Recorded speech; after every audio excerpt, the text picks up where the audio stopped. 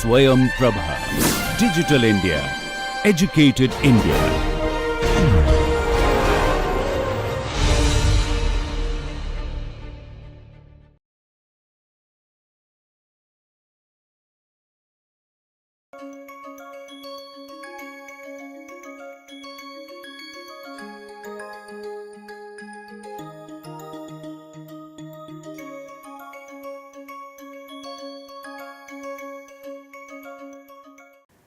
So, recognition to these factors has resulted into the second wave of positive psychology. It talks about accepting and confronting reality of life with courage, and life has both negative and positive. Life has both celebration and suffering. Sustainable well-being can be achieved by appreciating and embracing both of these. That is the recognition of the second wave of positive psychology. Next thing is recognizing that everything in life comes in polarities, and importance of achieving an adaptive balance through dialectics. In the second wave of positive psychology, there is a greater recognition that learning can be drawn from indigenous psychologies. Indian tradition, Maori traditions, many traditions in Africa and many other traditions across the world have great insights about managing self and managing life. Those insights needs to be distilled, can be presented and examined with the scientific methods, and they are the great reservoirs of the insights which can enrich the positive psychology. This recognition is also there in the second wave of positive psychology. So, in nutshell, it is about 5 aspects. Number 1, it helps us to accept and makes peace with past. That is for sure. How to move on from the trauma, this science can help us to know more about it and to practice that. It helps us to look at life with optimism. Life as such is an opportunity for growth. That fact is non-disputable, and that is established in the positive psychology. It allows us to appreciate present. It makes us to appreciate, hold on to what is good in life. There are many methods like gratitude, appreciative inquiry. They are the result of positive psychology movement, and they are very effective to make us appreciate the present. It helps us to look beyond momentary pleasure and pains of life. It helps us to move beyond pains. It has strengthened our knowledge that there is a possibility of growth, there is a possibility of flourishing which can pass through the paths of pain and anxieties and insecurities and vulnerabilities.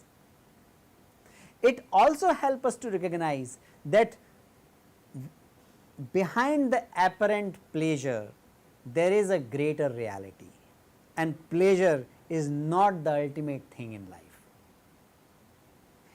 It helps us to be grateful, and it helps us to be forgiving, because without being grateful we cannot experience many other positive emotions. We cannot appreciate life, we cannot appreciate relationships, and without forgiving we cannot move on in our life. And that is where positive psychology can be of great help.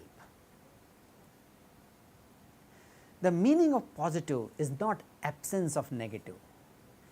Rather, it refers to things that we value in life, such as joy, peace, perseverance, courage, forgiveness, gratitude.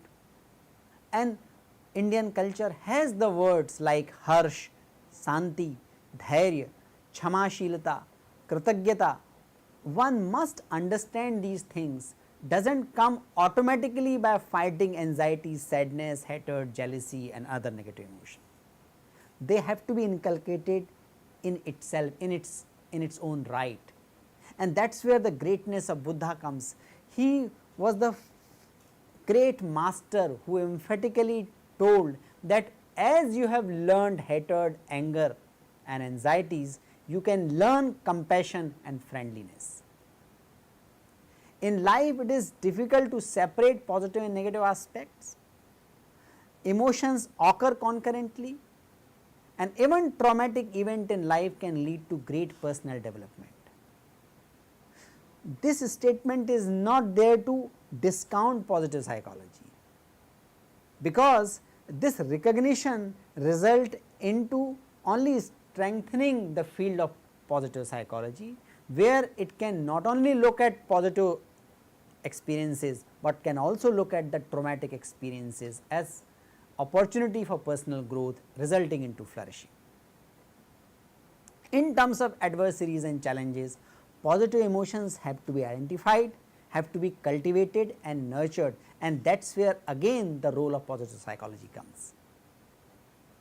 Positive psychology teach us to aim for things we want and move away with acceptance of things we do not want. It gives us clarity about the life purpose. It gives us clarity about the experiences we are seeking. It gives us clarity about how and what kind of life we wish to live. It completes the field of psychology. It completes the reflection about life and about career. And it is not only about individual, it is about individual experience and characteristics, and about which we all are talking since last are talking in this lecture. It is also about positive institutions and communities. Context is extremely important. Positivity emerges in a social context. We can create social context, we can create social reality which provoke positivity, which inspire positivity in individual human beings. So, it is about experiences, characteristic, and also about the institutions and communities.